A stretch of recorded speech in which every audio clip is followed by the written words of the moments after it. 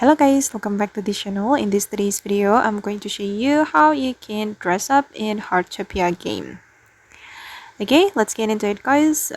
First of all, you need to go to this menu, the watch menu, and then you're going to scroll down and select the dress up feature.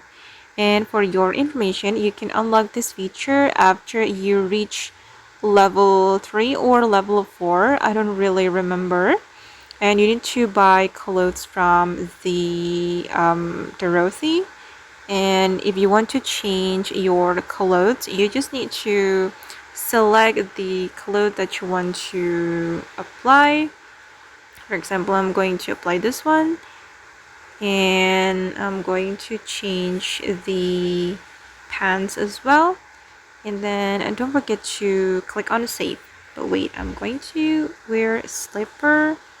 Okay, and I just click on save, and as you can see guys that the clothes have been changed.